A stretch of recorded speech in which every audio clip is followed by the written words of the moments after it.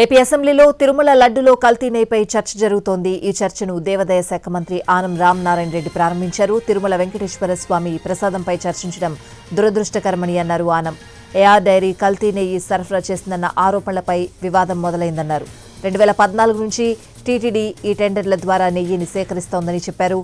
2019లో వినియోగం పెరగడం వల్ల సేకరణ నిబంధన మార్చారని అన్నారు ఆనం.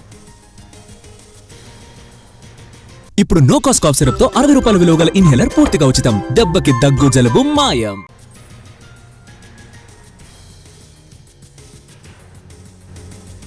సుమారు 5 నెలల వ్యవధిలోనే బలోపేతం చేయబడిన నిబంధనలను గణనీయంగా సడలించినట్లు విచారణలో వెల్లడైంది. నిర్వహణ అనుభవం అవసరాన్ని 3 సంవత్సరాల నుండి 1 సంవత్సరానికి తగ్గించారు అధ్యక్ష. వార్షిక టర్నోవర్ అవసరాన్ని తగ్గించారు. ఆవు పాల కొవ్వు ఉత్పత్తి ప్రమాణాలను తగ్గించారు మరియు తప్పనిసరి పాల సేకరణ నిబంధనలను తొలగించారు.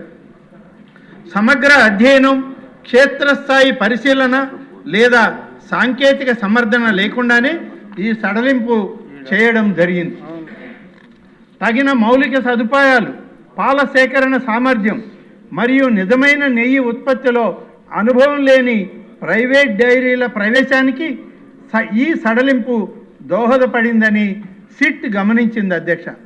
Measures Bhole Baba organic dairy milk private limited, messrs Shri Vaishnavi dairy specialities private limited మరియు ఇతర నిందితుల డైరీలు టీటీడీ టెండర్లకు ప్రాప్తి పొంది తక్కువ ధరలను కోట్ చేయడం ప్రారంభించాయి.